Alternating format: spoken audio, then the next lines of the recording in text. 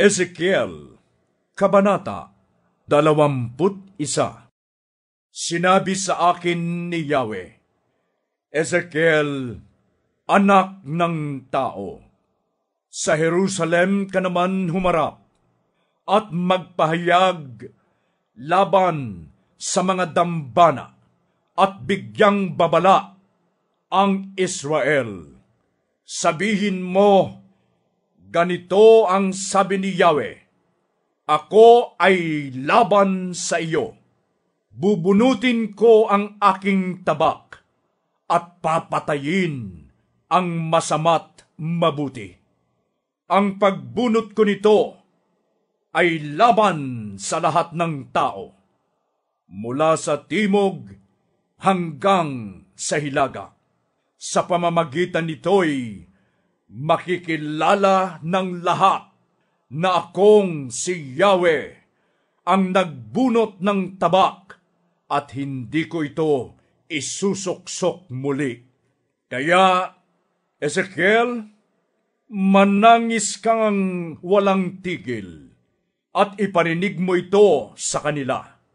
Kapag itinanong nila kung bakit ka nananaghoy, sabihin mong, dahil sa balitang iyong narinig. Kapag ito'y nagkatotoo, paghaharian ng takot ang lahat ng tao.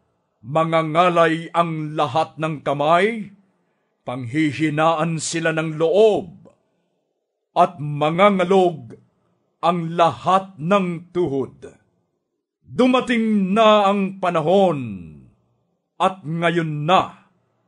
Sinabi pa sa akin ni Yahweh, sabihin mo sa kanila, ang tabak ay inihasa na at pinakintab.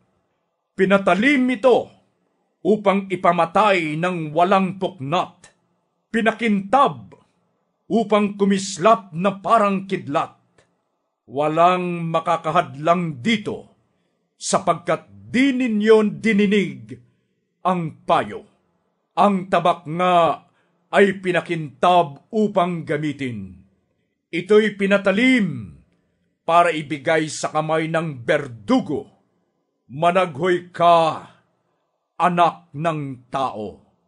Ang tabak na ito'y gagamitin sa aking bayan at sa kanyang mga pinuno. Sila ay papatayin kasama ng buong bayan.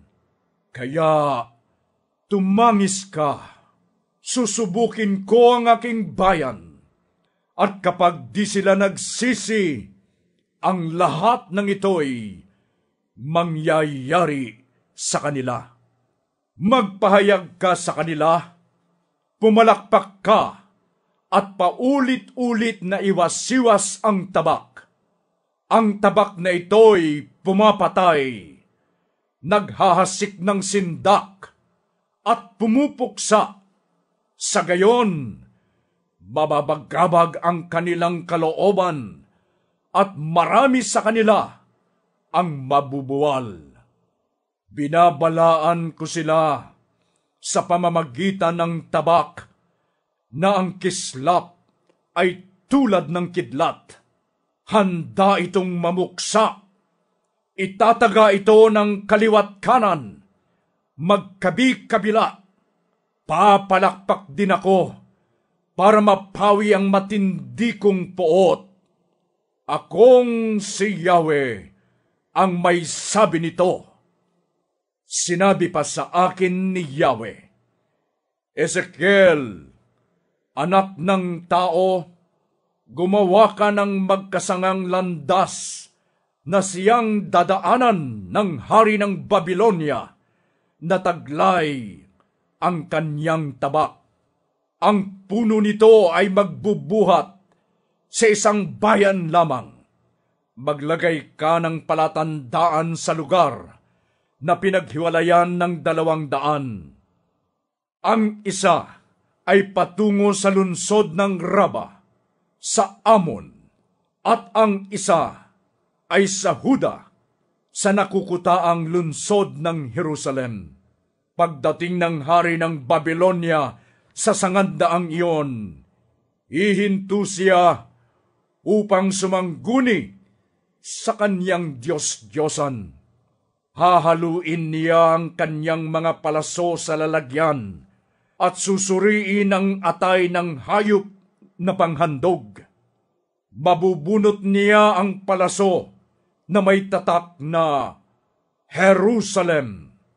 Ito ang hudyat ng paglusob upang wasakin nila ang mga pintuang bayan at magtayo ng mga tanggulan. Subalit, ito'y hindi paniniwalaan ng mga taga-Jerusalem dahil sa kanilang mga kasunduang pinagtibay. Ngunit, ito'y mangyayari para maalala nila ang kanilang kasamaan at magbabala na mahuhulog sila sa kamay ng mga kaaway. Ito nga ang ipinapasabi ni Yahweh.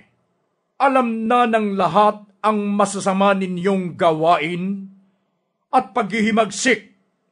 Kayo ay hinatulan ko na. Pababayaan ko kayong mahulog sa kamay ng inyong mga kaaway.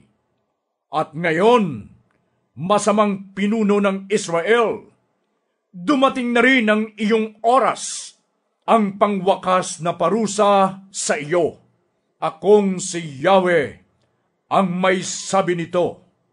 Hubarin mo na ang iyong turbante at korona. Mababaliktad na ang dating katayuan.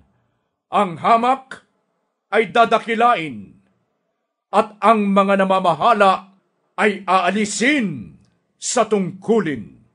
Lubusan kong wawasakin ang lunsod sa pamamagitan ng taong pinili ko upang magsagawa nito. Ezekiel, anak ng tao, magpahayag ka laban sa mga Amonita dahil sa paghamak nila sa Israel. Sabihin mong, ako si Yahweh. Ganito ang sabihin mo, ang taba ay binunot na upang ipamuksa, pinakintab ito upang kumislap at gumuhit na parang kidlat. Huwad ang kanilang pangitain at kasinungalingan ang kanilang mga pahayag.